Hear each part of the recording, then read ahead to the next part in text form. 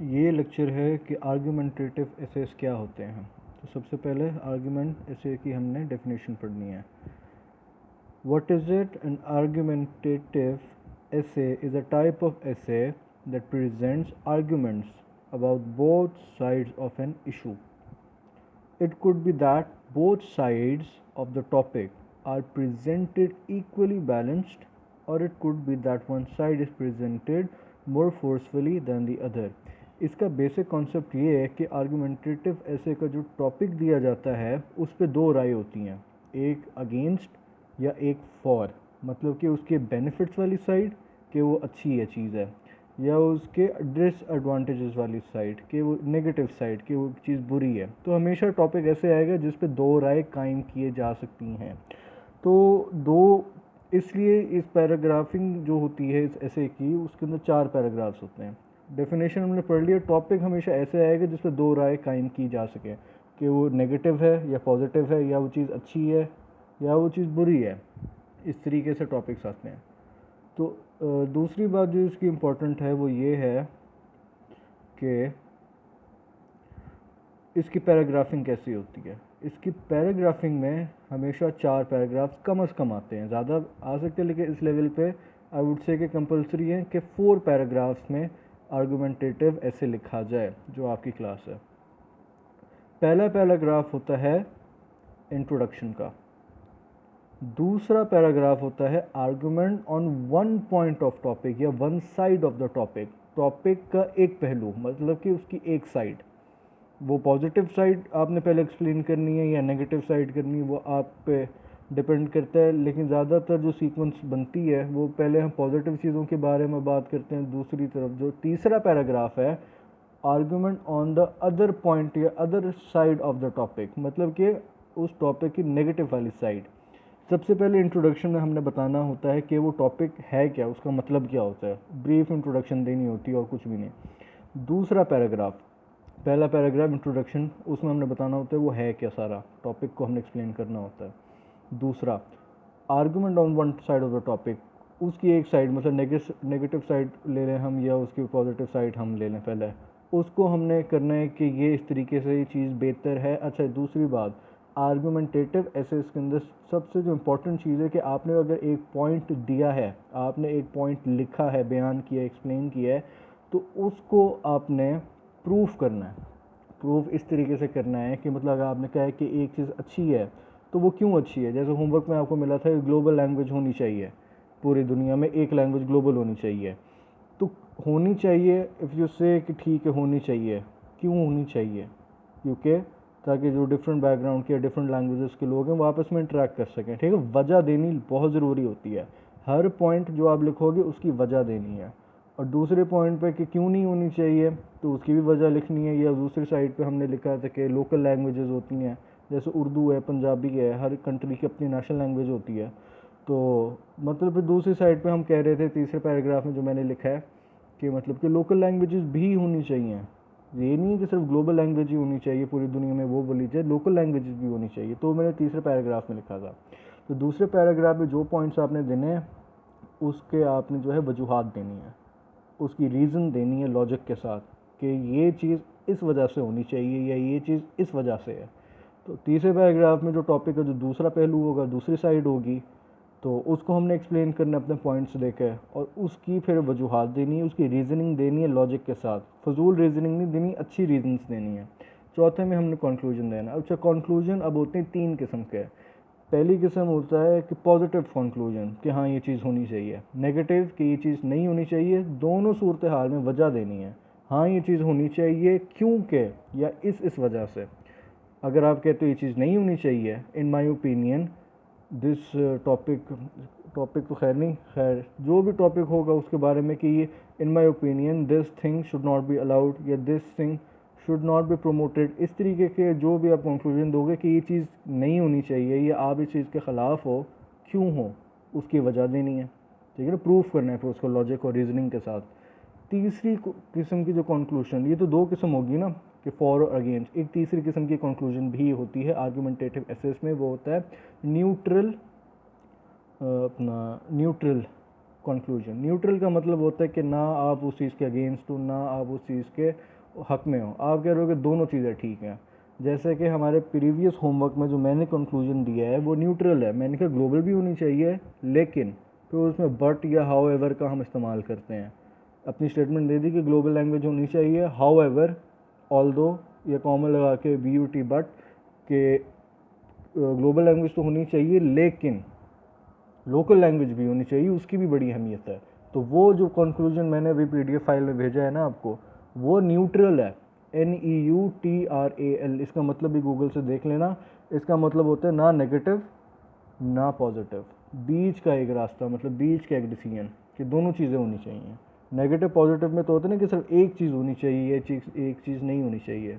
अच्छा, अब आपने जो ऐसे भेजा था इसको थोड़ा सा देख लेते हैं। We should have one global language.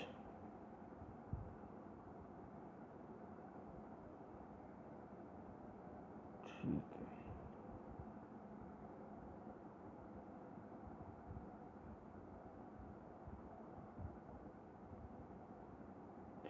तो सबसे पहले वी शुड हैव, ये वन आपने 2 दफ़ा लिखा हुआ है, इसको 1 दफ़ा लिखना था। ग्लोबल लैंग्वेज, ग्लोबल के LO जुड़ा हुआ B लग रहा है, इसको अलग अलग लिखना है। Today we have many languages, S आना था यहाँ पे, या लैंग्वेज सिंगल लिख दिया। Today we have many languages, S यहाँ पे आपने लिखना है, comma, for example French, Spanish, यहाँ पे कॉमा आएगा फॉर से पहले, उर्दू, पंजाबी, सिंधी। अच्छा, ये जो लैंग्वेजेस के नाम है ना, इनको आप छोटे कैपिटल्स के साथ लिख सकते हैं, ज़रूरी नहीं है कि हम इसको कैपिटल लिखें। Punjabi, Sindhi, Balochi, English, Chinese, Japanese and more. ठीक है। As we know China is a most successful country. ये सक्सेसफुल डबल एल नहीं होता, सिंगल एल होता है। और अभी मैंने कंफर्म किया है, तो जो लैंग्वेजेस के नाम होते हैं वो कैपिटल्स के साथ होंगे, जो कि प्रॉपर नाउन है। तो P capital, S capital, B भी कैपिटल। ठीक है, जितनी भी लैंग्वेजेस के नाम होंगे, कंट्रीज़ के नाम होंगे, इंसानों के नाम होंगे, ये प्रॉपर नाउन्स है, तो हमने इनके जो फर्स्ट अल्फ़ाबेट्स होंगे वो हमने इसके कैपिटल ही लिखने हैं। As we know China is the most successful country, so. अब देखो, सो छोटा है तो कॉमा पहले आएगा, इससे बाद में तब आता अगर यहाँ पे फुल स्टॉप होता, S कैपिटल होता, फिर बाद में कॉमा आता। तो ये जो कॉमा है बेसिकली यहाँ पे आना, यहाँ पे नहीं आना। तो many people are try to, many people are try to नहीं, many people are trying to learn Chinese and father also learning it। अब यहाँ पे माई का जिक्र नहीं, किसके फादर की बात हो रही है वो आपने नहीं बताया, माई फादर, कि किसके फादर की बात हो रही है। ठीक है ना, तो इस सो का कैपिटल, सो जो है कॉमा पहले आएगा। Many people are trying to, ING लगेगा यहाँ पे, ग्रामर गलत है इसकी।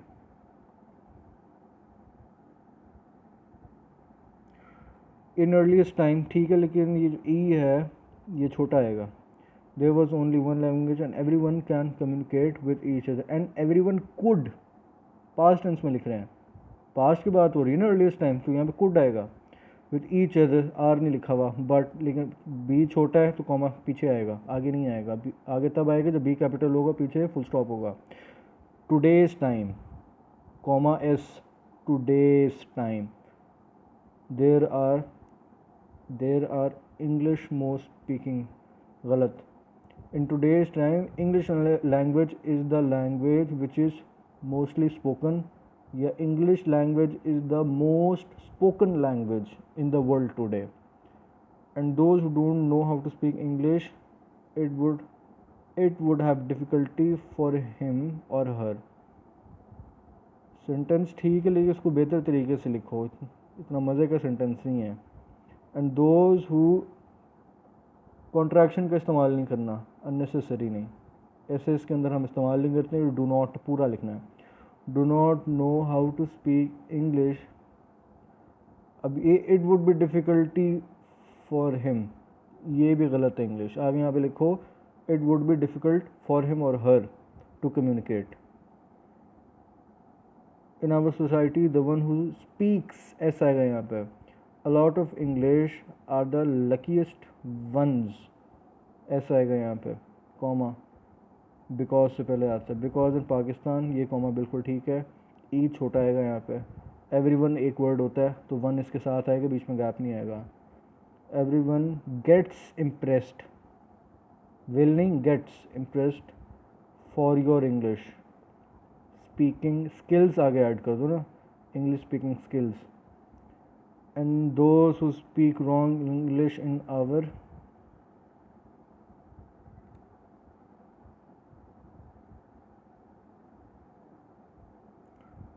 कल्चर, कल्चर नहीं आएगा वर्ड यहाँ पे, सोसाइटी का इस्तेमाल करो। कल्चर बेसिकली होती है ट्रेडिशंस, कि आपकी का उठना बैठना कैसा है, आपकी ज़ुबान क्या है, आपके इवेंट्स कैसे होते हैं, कपड़े कैसे पहनते हो आप, खाने कैसे खाते हो, रहते किस तरह हो, तो ये कल्चर होता है। सोसाइटी होती है इर्द गिर्द के लोग, तो ये सोसाइटी, तो सोसाइटी की बेसिकली आप बात कर रहे हो, कल्चर के यहाँ पे इस्तेमाल नहीं करना। सोसाइटी दे आर कॉल्ड आएगा यहाँ पे, और इस वर्ड का इस्तेमाल नहीं करना, ये एक स्लैंग वर्ड है, इनफॉर्मल है। ऐसे राइटिंग फॉर्मल राइटिंग होती है। आप ये लिख सकते हो कि they are not known as very educated, या they are called less educated, या दे आर कॉल्ड हाँ इस ठीक है कि लेस एजुकेटेड उनको कहा जाता है, कि उनको ज़्यादा जो है तालीम याफ्ता नहीं समझा जाता। तो इस वर्ड का इस्तेमाल नहीं करना, बिकॉज दिस इज़ इनफॉर्मल। ये जो है एक स्लैंग वर्ड है। स्लैंग वर्ड का मतलब होता है इनफॉर्मल, ऐसे फॉर्मल राइटिंग होती है। एंड पीपल एम्बैरस्ड हिम, यहाँ पे एम्बैरस आएगा, सिर्फ ईडी नहीं आएगा। और ये एम्बैरस की स्पेलिंग गलत है, ई से होता है, आई से नहीं होता, बाकी ठीक है। Such as teacher who speaks, ये सी नहीं आता, स्पीक में SPEAK, सी नहीं आएगा, स्पीक्स एस भी आएगा आखिर में। Who speaks English, we should make, made नहीं आएगा, मेक आएगा। One language that every one can speak easily, बाकी ठीक है sentence. In my opinion I am favour of, गलत, I am in favour of, ठीक है, ये गलत है English, of this topic, but I am not saying, ING आएगा यहाँ, English is the disgusting language. फिर ये इनफॉर्मल वर्ड है, ये यहाँ पे इस्तेमाल नहीं होगा। आप यूँ लिख दो कि I am not saying that English is the best language, इस तरह लिखो कि it is not the best language, I also want to learn. या आप इस तरह लिख दो कि English is not the worst language, WORST, या it is not very bad language. तो डिस्गस्टिंग इनफॉर्मल में आ जाता है। I also want to learn English and Spanish. E capital S capital, languages के जितने नाम होंगे वो कैपिटल्स के साथ आएंगे। तो ओवरऑल अटेम्प्ट अच्छी थी इस ऐसे की, बुरा नहीं था, क्योंकि लाइफ में आपने पहली बार ही लिखा आर्गूमेंटेटिव एसेस। लेकिन जो गलतियाँ थी मैंने आपको सारी बता दी और वो आइंदा नहीं करनी, ठीक है। फॉर्मल जो होता है उसी तरीके से करना है। तो ये इससे मैंने आपको PDF में लिख के दिए, इसको भी रीड कर लेते हैं। ऐसे टॉपिक हो, we should have one global language. तो पहले पैराग्राफ में मैंने सिर्फ बताया है टॉपिक के मुतल्लिक कि टॉपिक है क्या। Language is a very important part of our lives, because that is the only major way we communicate with other humans around us. Also, it is a lot easier for us to communicate through using a language than using sign language by hand gestures. जो गूंगे लोग होते हैं, जो बोल नहीं सकते, वो इशारों से बातें करते हैं। तो साइन लैंग्वेज वही होती है, हैंड जेस्टर्स, जेस्टर मतलब हाथ हिला के जो हम इशारे करते हैं, इशारों को जेस्टर्स कहते हैं। साइन लैंग्वेज के वो हाथों को मरोड़ के ख़ास तरीके से जो है उनकी एक हाथों की लैंग्वेज होती है, तो उसको साइन लैंग्वेज कहते हैं। साइन का मतलब इशारा देना। Today we have many languages in world according to a global survey. ऐसी लाइन्स भी ऐड कर देना तो अच्छा इंप्रेशन पड़ता है कि ग्लोबल सर्वे में हमने कहीं पढ़ा था कि planet earth has approximately 6500 languages, semicolon लगा दिया, ग्रामर का भी इस्तेमाल करना जो हमने पहले पढ़ा था। For example French, Spanish, English, Chinese, Japanese and many more. Brief सा, सिंपल सा, ज़्यादा कॉम्प्लिकेट नहीं करना। अब सेकंड पैराग्राफ पे आ गया। इन अर्लीस्ट टाइम्स, बहुत कुछ मैंने आपके पॉइंट्स इसमें इस्तेमाल किए हैं, जो आपके मतलब रिलेटिवली ठीक पॉइंट्स हैं वो भी मैंने इस्तेमाल किए हैं। There was only one language spoken at initial stage of human communication. Initial stage मतलब सबसे पहली स्टेज, जब लोगों ने गुफ्तगू करना शुरू की थी, तब तो एक ही लैंग्वेज होगी ना, शुरुआत तो एक से हुई होगी, human communication. But as population grew, जितने ज़्यादा लोग हुए, people started getting divided all over the world. जाहिर सी बात है, जितने ज़्यादा लोग होंगे फिर ग्रुप्स बन जाते हैं, डिवाइड हो जाते हैं। फिर दुनिया इतनी बड़ी थी कि डिफरेंट पार्ट्स में वो जो है रहने लग गए, in different groups in different communities. लोगों ग्रुप्स में बढ़ गए तो मतलब डिफरेंट कम्युनिटीज़ बन गई, डिफरेंट सोसाइटीज़ बन गई। दिस लेड टू, लेड का मतलब होता है इस तरफ, किसी तरफ जाना। This led to creating different cultures, religions and also different languages. तो इस डिवीजन की वजह से क्या चीज़ क्रिएट हुई है? डिफरेंट रिलीजन्स, कल्चर्स और डिफरेंट लैंग्वेजेस भी जो है वो क्रिएट हुई हैं। In today's time, English is recognized as the global language for many reasons. It's majorly because यहाँ पे कॉमा नहीं आएगा, ये कॉमन अननेसेसरी है, क्योंकि हर बिकॉज से पहले तो कॉमा नहीं आएगा, सेंटेंस को भी हम देखना है, क्योंकि क्लॉज बेसिकली एक ही चल रही है। इट्स मेजरली कोई क्लॉज नहीं है, तो इट्स मेजरली बिकॉज एक सेंटेंस ही चल रहा है अभी। वो दो क्लॉजेस जब होंगे ना तो उसमें आएगा comma. Okay, it's majorly because English people have greatly influence मतलब कि उनका असर है, उनका रॉब है, उनकी बात मानी जाती है, उनका इमेज इतना स्ट्रॉन्ग हो गया है कि वो इन्फ्लुएंस कर रहे हैं कि लोग उनको लुक अपॉन करते हैं, उनको सुनते हैं। इसका मतलब होता है इन्फ्लुएंस करना। जैसे टीचर का आप लोगों पे इन्फ्लुएंस है, वो जो भी कहते हैं आप लोग मानते हो, तो एक इन्फ्लुएंस है उनका। तो English people have greatly influence the world in every aspect of life. Expect का मतलब होता है एंगल या हर तरीके से, of life, such as education, technology, textile industry. Textile मतलब कपड़े का जो काम जितना भी होता है, तो हर शोबे में तो अंग्रेज़ जो हैं हमसे आगे हैं, इसलिए उनका इन्फ्लुएंस है, तो इसलिए हम कहते हैं चलो इंग्लिश जो है वो ग्लोबल लैंग्वेज होनी चाहिए। And that is why English has so much value in today's world. क्योंकि अब जितने भी आप ये एजुकेशन के देख लो, इवन कि आपका भी जो एजुकेशन सेंटर है वो इंग्लिश पे है, तो पूरी दुनिया में यही चल रहा है। Everyone today accepts the fact that anyone who does not know how to speak English has a very low success rate in life. अब ये जो आपने पिंटू वाली बात लिखी थी, मैंने उसको थोड़ा सा चेंज किया, फॉर्मल तरीके से मैंने लिख दिया कि लोग कहते हैं कि जिसको इंग्लिश बोलनी नहीं आती वो इतना सक्सेसफुल नहीं होगा लाइफ में, तो ये मैंने फॉर्मल तरीके से कह दिया। अच्छा, अब ये मैंने क्या लिखा था सारा सेकंड पैराग्राफ में? सेकंड पैराग्राफ में लिखा है मैंने कि पुराने वक्तों में क्या होता था और इंग्लिश लैंग्वेज जो है वो ग्लोबल लैंग्वेज मानी जाती है और क्यों मानी जाती है, मैंने सिर्फ ये बताया। अब तीसरा पैराग्राफ शुरू होता है, ऑन दी अदर हैंड। जब तीसरा पैराग्राफ शुरू करते हैं ना तो ऐसी स्टेटमेंट लिखना ज़रूरी होती है, ऑन द अदर हैंड या on the other side, on the other side of the coin, मतलब कि दूसरी तरफ, ठीक है ना। तो ऐसी स्टेटमेंट्स देना ज़रूरी होती हैं। On the other hand, English being recognised as a global language does not mean local और national languages have no importance. अब लोकल और नेशनल लैंग्वेज क्या होती है? नेशनल लैंग्वेज होती है हर कंट्री की अपनी, जैसे टर्की की टर्किश, चाइना की चाइनीज़, पाकिस्तान की उर्दू, इंडिया की हिंदी, ये उनकी नेशनल लैंग्वेजेस हैं। फिर लोकल लैंग्वेजेस क्या होती हैं कि हर बंदा एक जो है कल्चर से बिलोंग नहीं करता। जैसे मैं पंजाबी हूँ, कोई सराइकी होगा, कोई जो है वो सिंधी होगा, ठीक है ना। तो इस तरीके से डिफरेंट होती है। पश्तो, पठानों की पश्तो होती है। तो इस तरीके से वो लोकल लैंग्वेजेस हो जाती हैं और नेशनल लैंग्वेजेस होती है कंट्री की पूरी की। तो ये डिफरेंस होती है। तो मैंने यहाँ पे लिखा है कि ठीक है इंग्लिश होगी ग्लोबल लैंग्वेज, लेकिन इसका मतलब ये नहीं है कि लोकल और national languages have no importance, उनके भी अपनी इंपॉर्टेंस है। Besides the fact English is the global language, but still every country has its own national language that represents its true culture and history, क्योंकि उनकी history जुड़ी हुई होती है उसके साथ। In my opinion, I believe that existence of common global languages is important so that people belonging to different cultures and languages can communicate with each other without any difficulty. अब मैंने यहाँ पे क्या लिखा है कि हाँ एक ग्लोबल लैंग्वेज होनी चाहिए ताकि जो मुख्तलिफ लोग हैं डिफरेंट लैंग्वेजेस के या डिफरेंट कंट्री से जो है वो आपस में कम्युनिकेट कर सकें easily. But this should not affect the importance of national and local languages. उस जो लोकल लैंग्वेजेस और जो नेशनल लैंग्वेजेस है इसकी अहमियत कम नहीं होनी चाहिए इसकी वजह से, because local languages are too important for local people as it's a part of their history and culture.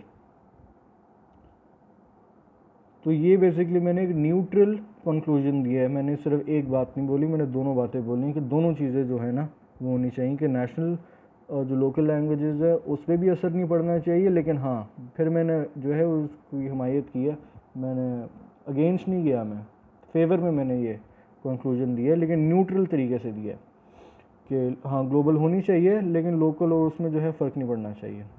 तो इस तरीके से हमें आर्गुमेंटेटिव ऐसे लिखते हैं। तो ये मैंने 4 पैराग्राफ पे लिखा है, और बात वही है कि दूसरे में मैंने ये लिखा है कि हाँ होनी चाहिए, तीसरे में लिखा है कि लेकिन लोकल और नेशनल लैंग्वेजेस भी तो होती हैं तो उसकी अहमियत कम नहीं होनी चाहिए। तो इसका जो रिव्यू बनता है ना वो यही बनता है। अब देखो दोबारा इसको पढ़ते हैं कि हमने क्या सीखे हैं। An argumentative essay is a type of essay that presents arguments about both sides of an issue. Global language, दूसरी तरफ मैंने नेशनल लैंग्वेज का जिक्र कर दिया। It could be that both sides are presented equally balance, जैसे कि मैंने किया है, और could be that one side is presented more forcefully than other. मतलब अभी जो मैंने ऐसे आपके साथ डिस्कस किया है इसके अंदर जो है मैंने एक बैलेंस, इक्वली बैलेंस तरीके से मैंने एक्सप्लेन किया सब कुछ। मैंने कहा दोनों चीज़ें बड़ी इंपॉर्टेंट है, लेकिन हाँ ग्लोबल लैंग्वेज भी होनी चाहिए, ठीक है ना। अब आर्गूमेंट होता है कि बेसिकली आर्गूमेंट बहस को कहते हैं, डिबेट को कहते हैं, किसी बात को डिस्कस करने को जो है ना आर्गूमेंट कहते हैं। लेकिन एक पॉइंट देने पे ना उसको प्रूव करना होता है लॉजिकली और रीजनिंग के साथ ना, कोई अच्छी उसकी रीज़न देनी होती है कि इस वजह से ऐसा है। पैराग्राफिंग दोबारा माइंड में रखना कि अब 4 देनी है। पहला होगा इंट्रोडक्शन का, सिर्फ बताने का टॉपिक है क्या। दूसरे में आपने बताना है आर्गूमेंट ऑन वन पॉइंट, कोई एक पॉइंट पकड़ लो, उसको आपने एक्सप्लेन करना है, पॉइंट्स देके उसकी रीजनिंग देनी है। Argument on the other point of the topic, जो उसका दूसरी साइड होगी टॉपिक की, उसको पकड़ के जो है उसको एक्सप्लेन करना है रीजनिंग के साथ। आखिर में कंक्लूजन देना है। इसके 3 तरीके होंगे, या वो जो है कंक्लूजन फॉर होगा, अगेंस्ट होगा, फेवर में होगा, अगेंस्ट होगा, या तीसरा न्यूट्रल होगा।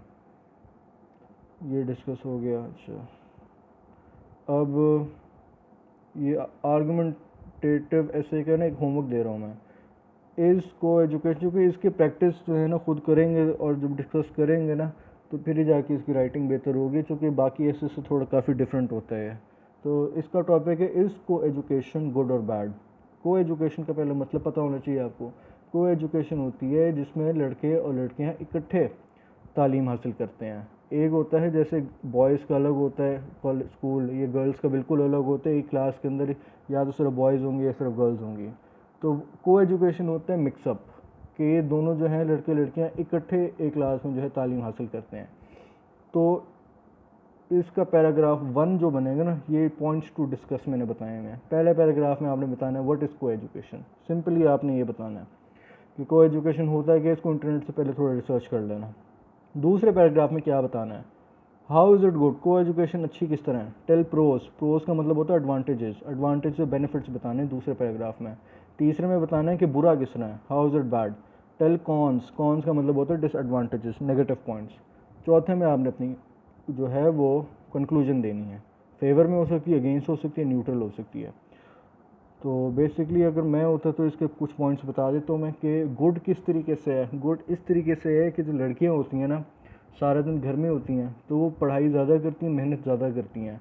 तो लड़कों के लिए ना वो ज़्यादा अच्छा कंपटीशन होती हैं वो, कि और लड़कियों के मतलब नंबर वगैरह जो क्लास रिजल्ट्स होते हैं हमेशा ज़्यादा आते हैं, तो काफ़ी ज़्यादा सक्सेसफुल होती हैं एज़ कम्पेयर टू बॉयज़। तो एक हेल्दी कंपटीशन रखने के लिए बहुत अच्छा है को एजुकेशन सिस्टम। और कुछ पॉइंट्स आप अपनी तरफ से बना लें किस तरीके से अच्छे हैं। फिर जो है तीसरा, how is it bad. Bad में हम ये लिख सकते हैं कि को एजुकेशन जो है ना, जैसे 8 क्लास 9 क्लास तक जो है, चलो वो बच्चे होते हैं तो तब तक ठीक है। लेकिन जैसे 10th 11th क्लास हो जाती है, ज़्यादा बड़ी हाई स्कूल शुरू हो जाता है, जब सेकेंडरी स्कूल जब शुरू हो जाता है, तो उसमें जो है वो नेगेटिव हो सकता है एज अ डिस्ट्रैक्शन, कि लोग जो है वो मतलब फ्रेंडशिप्स कर लेते हैं तो उसमें टाइम ज़ाया हो जाता है। तो डिस्ट्रैक्शन जब बन जाती है को एजुकेशन, तो वो जो है जो पढ़ाई में बच्चे जो अच्छे नहीं रहते। तो इस तरीके से बैड है। दूसरा फिर आपने ये बताना है कि जो इस्लाम है वो भी अलाउड नहीं करता को एजुकेशन को। इस्लाम कहता है कि मतलब कि अलग अलग होना चाहिए, लड़कों की तालीम जो है ना अलग होनी चाहिए, जो बड़ी तालीम है जैसे कि इंटर के हो गए एग्ज़ाम्स वगैरह या ओ लेवल्स हो गया, और लड़कियों की तालीम अलग होनी चाहिए। तो इसमें ना आपने एक वर्ड का इस्तेमाल करना है, सेग्रीगेशन का। ये पैराग्राफ 3 की बात कर रहा हूँ। सेग्रीगेशन का मतलब क्या है, कीपिंग अपार्ट, आइसोलेटेड या सेपरेटेड। तो आपने इस तरीके से लिखना है कि आफ्टर 10th क्लास या 9th class segregated classes should be promoted. Segregated classes होती हैं कि लड़कियों की लड़कों की अलग होनी चाहिए ताकि वो डिस्ट्रैक्ट ना हो एजुकेशन से और उनकी पढ़ाई वगैरह इफेक्ट ना हो। और इस तरीके से जो है ना फिर आपने अपना कंक्लूजन देना है कि हाँ कि सिर्फ लड़कियों की क्लास होनी चाहिए या को एजुकेशन होनी चाहिए या न्यूट्रल भी दे सकते हो। वैसे इसमें न्यूट्रल बनता नहीं है क्योंकि इसमें दो ही चीज़ें हैं, को एजुकेशन होनी चाहिए या नहीं होनी चाहिए, इसमें न्यूट्रल नहीं है कोई। तो इस टॉपिक के हवाले से कुछ टॉपिक होते हैं जिसमें न्यूट्रल राय हम दे सकते हैं कि दोनों चीज़ें होनी चाहिए, लेकिन को एजुकेशन जो मैंने आपको टॉपिक दिया कि इज़ इट गुड और बैड, तो उसमें तो दो ही बात है कि या होनी चाहिए या नहीं होनी चाहिए। तो कुछ टॉपिक्स होते हैं जिसमें न्यूट्रल भी दे सकते हैं, तीसरी किस्म की कंक्लूजन। लेकिन ये वाला जो टॉपिक है ना, इसमें सिर्फ दो ही तरीके हैं, इसमें या फेवर या अगेंस्ट है, इसके अंदर न्यूट्रल अप्रोच कोई नहीं है। ठीक है, तो ये आपने करना है, ये पॉइंट्स टू डिस्कस हैं, इसको आपने दिमाग में रखते हुए जो है ना तकरीबन 300 वर्ड्स का या आपने ऐसे लिखना है, फिर मुझे चेक करवाना है। जो भी पॉइंट्स अपनी तरफ से बना लेना सोच के, बस को लॉजिकल होने चाहिए। तो ये काफ़ी दफ़ा आता है टॉपिक, इसलिए मैं करवा रहा हूँ। तो फिर जो गलतियाँ वगैरह होंगी वो डिस्कस कर लेंगे फिर।